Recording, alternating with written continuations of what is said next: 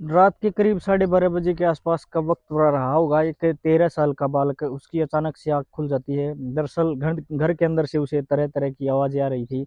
उन आवाज़ों को सुनने के बाद उस बालक ने वहाँ जाकर जो अपनी आँखों से देखा, उसे देखकर वो सन्न रह जाता है। इससे पहले कि वो कुछ कह पाता, कुछ कर पाता, तुरंत ही उस पर हमला होता है और उसका मर्डर हो जाता है। मर्डर की ये पहली शुरुआत थी और धीरे-धीरे करके 4 कत्ल हो जाते हैं। जब चौथा कत्ल हो रहा था, यहीं से कुछ दिशा बदल जाती है और कातिल का भी कत्ल हो जाता है। यानी कि जो लगातार कत्ल कर रहा था वो भी मारा जाता है। इस कहानी की गूंज जब उस इलाके में, उस ज़िले में फैल जाती है, तो लोग सड़कों पर उतर आते हैं। लोगों को यकीन नहीं हो रहा था। पुलिस ने जब घटनाक्रम का खुलासा किया तो ऐसा लग रहा था कि पुलिस ने कोई चाल चली, लेकिन पुलिस का भी दावा था कि ये कोई चाल नहीं है, बल्कि ऐसी कहानी जिसको सुनने के बाद शायद आप भी सन्न रह जाएँगे। नमस्कार, आदाब, सत श्री अकाल, मैं ओमवीर। आज की जो सच्ची घटना मैं आप लोगों को सुनाने जा रहा हूँ, ये एक सच्ची घटना है। मध्य प्रदेश का एक ज़िला है भिंड और इसी का एक कोतवाली लगती है, शहर कोतवाली, जिस इसका ही एक इलाका है वीरेंद्र नगर, और यहीं की ये सच्ची घटना है। लगभग 14 मई 2016 की सुबह 9 बजे के आसपास एक 12 साल का बालक है जिसका नाम नीलेश उर्फ़ शर्मा उर्फ़े बिट्टू होता है। वो जाता अपनी मौसी के घर की तरफ, क्योंकि 2-4 घर छोड़ने के बाद उसकी मौसी का घर आ जाता है और मुख्य द्वार पर ताला लगा हुआ था, जो कि कभी लगता नहीं था। वो बालक थोड़ा परेशान हो जाता है, काफ़ी आवाज़ें लगाता है, लेकिन आवाज़ लगाने के बाद घर से किसी तरह का कोई रिस्पॉन्स नहीं आ रहा था। मुख्य द्वार का ताला लगा होने के बावजूद भी वो बालक छत पर चढ़ जाता है और छत पर चढ़ने के बाद झाँकने की कोशिश करता था कि घर में कोई है या नहीं है। उसने जो अपनी आँखों से देखा वो सन्न रह जाता है। घर के अंदर कई लाशें पड़ी हुई थी और इधर-उधर ब्लड फैला हुआ था। दौड़ते हुए अपने दादा के पास जाता है, बताता है कि मौसी के साथ तो कुछ हो गया है और वहाँ भैया और दीदी के साथ भी कुछ हो गया। अब देखते ही देखते पूरे इलाके में ये खबर आग की तरह फैल जाती है। देखते ही देखते भारी संख्या में लोग जुड़ जाते हैं। साथ ही अभी एसपी नवनीत भसीन, साथ ही इसी शहर कोतवाली का जो एसएचओ होते हैं आसिफ मिर्जा बेग, वो अपनी भारी पुलिस बल के साथ मौके पर पहुंच जाते हैं। वहां आने के बाद देखने के बाद पता चलता है कि इस घर में एक विधवा महिला है जिसकी उम्र लगभग 32 साल के आसपास, नाम उसका रीना शुक्ला होता है। उसकी बेटी की उम्र लगभग 10 साल के आसपास होती है और उसकी रीना की जेठ की बेटी होती है जिसकी उम्र 16 साल के आसपास होती है। एक उसकी और भतीजी होती है जिसका नाम आता है अंबिका, और भतीजा होता है गोलू। ये कुल मिलाकर 13, 14, 16 और 10 साल के बालक होते हैं। 4 बालक थे, 1 महिला थी। घर के अंदर से लाश निकलना, ये इस तरह से मौत होना, ये अपने आप में एक चर्चा का विषय बन जाता है। पुलिस ने जब इस मामले की जांच पड़ताल करना शुरू किया तो पता चलता है कि पूरे घर का सामान इधर से उधर फैला हुआ था और प्रथम दृष्टांत पुलिस को भी यही लग रहा था कि जैसे इस घर के अंदर रात डकैत आते हैं और उन्होंने इस घटनाक्रम को अंजाम दिया है। लेकिन जब पुलिस ने बारीकी से जब खंगाला तो ऐसा कोई बड़ा सामान घर से नहीं गया था जिसके आधार पर ये कह सके कि पहले डकैती पड़ती है, लूट होती है, उसके बाद ही 5 हत्याएँ हो जाती हैं। पुलिस इस मामले की जाँच पड़ताल में जुट जाती है और पुलिस ने 24 घंटे के अंतराल ही गोविंदपुर का रहने वाला एक व्यक्ति होता है जिसका नाम नीतीश दीक्षित उर्फ अंकुर होता है, उसको हिरासत में लिया, गिरफ्तार कर लिया। अब पुलिस ने उसको हिरासत में लिया था तो तभी पुलिस पर बहुत ज़्यादा प्रेशर पड़ रहा था, बहुत ज़्यादा दबाव बन रहा था कि आखिरकार पूरा हत्याकांड क्या है हत्याकांड?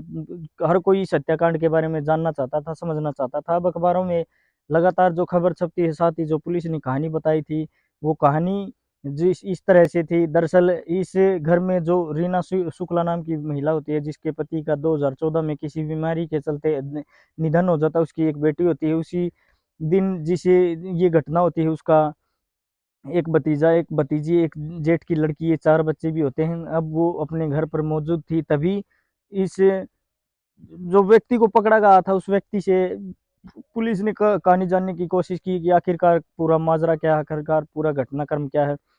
फिर अंकुर ने ये कहानी बयाँ की तो वाक़ई में ये कहानी बहुत भयंकर थी। उसने कहा कि मैं रीना शुक्ला के घर पर एक किराएदार रहा करती थी, मैं उसके बच्चों को ट्यूशन पढ़ाने के लिए जाया करता था। उसकी उम्र उस समय लगभग 24 साल की उम्र थी और महिला की उम्र लगभग 32 साल, 31 साल के आसपास थी। अब वो घर पर आया करता था तो महिला उससे हाल-चाल पूछ लिया करती थी और हाल-चाल पूछने में ही कब दोनों एक-दूसरे के दोस्त बन जाते हैं, उनको पता ही नहीं चलता। लेकिन इस विधवा महिला को और इन दोनों की जब बातचीत का सिलसिला शुरू होता तो ये लगातार फ़ोन पर बातें किया करते थे। 2 महीने में बताया जाता है कि 300 से ज़्यादा बार उन्होंने आपस में अलग-अलग नंबरों पर बातचीत की थी। इतनी गहरी दोस्ती कैसी हो सकती है? अब बातचीत का सिलसिला लगातार चल रहा था। अब लगातार ये सिलसिला ऐसे ही चलता रहा लगभग 2-3 महीने तक ये ऐसे ही चलता रहा क्योंकि ये दोनों जो थे ये बहुत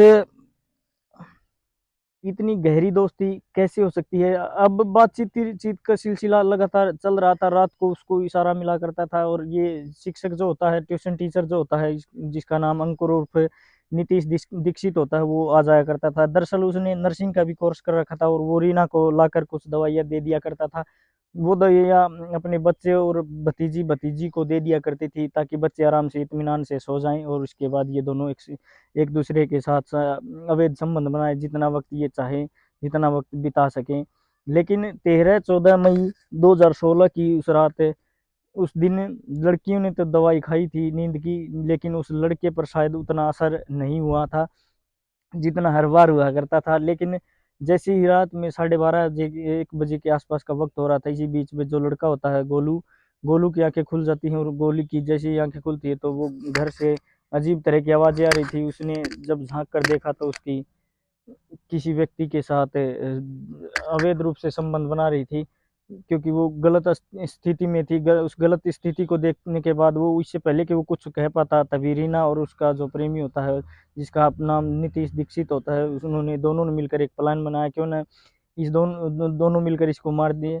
अब उसके हाथ पैर बांधे जाते हैं और ताकि वो चीखे चिल्लाए ना, उसके मुंह के अंदर कपड़ा ठूस दिया जाता है और उसको चाकू से गोद दिया जाता है। इतना शोर-शराबा सुनने के बाद पहले अंबिका जाग जाती है, फिर महिमा जाग जाती है। जैसे पहले गोलू को मारा गया था, वैसे ही इन 2 लड़कियों को भी मार दिया जाता है, चाकू से गोद कर मार दिया जाता है। इसी बीच में जब इनकी बेटी होती है छवि, उसकी भी आँख खुल जाती है क्योंकि रीना की इकलौती बेटी थी छवि। तो अब कातिल जो था जिसका नाम होता है नीतीश दीक्षित, छवि को मारने की कोशिश की तो रीना ने उसको रोकने का प्रयास किया कि तुम इसे क्यों मार रहे हो? तब वो कहता है कि इसको भी मारना ज़रूरी है। यदि हमने इसको नहीं मारा, तो पुलिस हम दोनों को पकड़ लेगी, इसलिए इसको मारना ही पड़ेगा।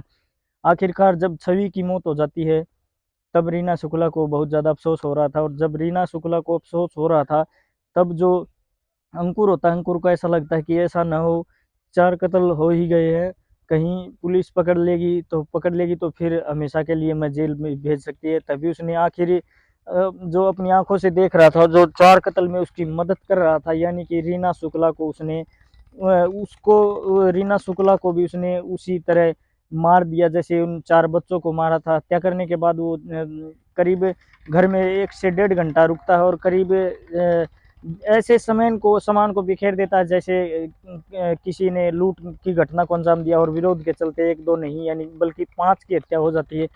महिला समेत 5 बालकों की हत्या हो जाती है। कुछ इसी तरह से उसने दिमाग लगाया और दिमाग लगाने के बाद वो यहाँ से गोविंदपुर पहुँच जाता है, जो मोहल्ला होता है। लेकिन पुलिस ने जब कॉल डिटेल इस महिला की निकाली, तो कॉल डिटेल निकालने के बाद इसे पता चलता है कि इसके संबंध कुछ ज़्यादा थे। पुलिस ने जो ये फोरेंसिक टीम आती है, तो फोरेंसिक टीम आने के बाद जब इस घर से सबूत जुटाने की कोशिश कर रही थी, तो घर के अंदर रखे हुए गिलास पर इस लड़के की यानी कि अंकुर उर्फ नीतीश दीक्षित के फिंगरप्रिंट भी पाए जाते हैं।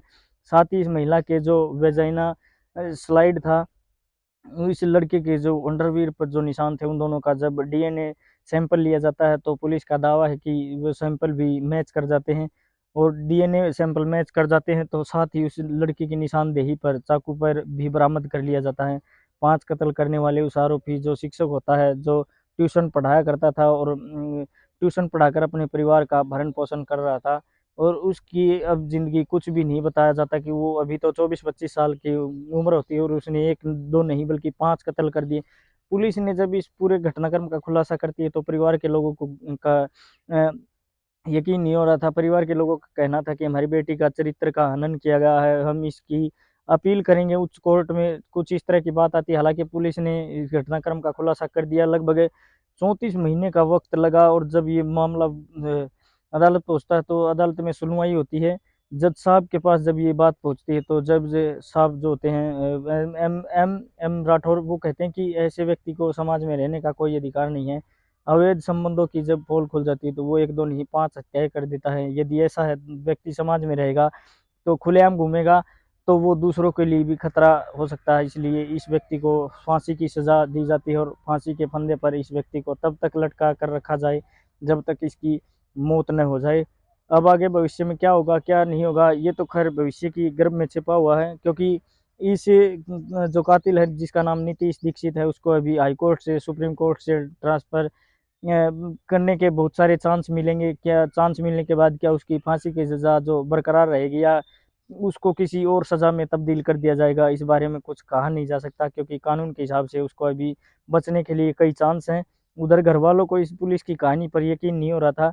घरवालों ने भी कहा कि हमारे परिवार की बेटी को बदनाम करने की कोशिश की गई है, इसलिए हम जहाँ तक भी लड़ सकते हैं हम न्याय के लिए लड़ाई लड़ेंगे। हालाँकि पुलिस का दावा ये भी था कि हमारे पास पर्याप्त सबूत हैं और सबूत के आधार पर इस घटनाक्रम का खुलासा किया गया था। तो दोस्तों, इस पूरी घटनाक्रम को सुनाने का उद्देश्य किसी को परेशान करना नहीं है, किसी को आहत करना नहीं है, बल्कि आपको सचेत करना, आपको जागरूक करता है। धन्यवाद। जय हिंद। वंदे मातरम।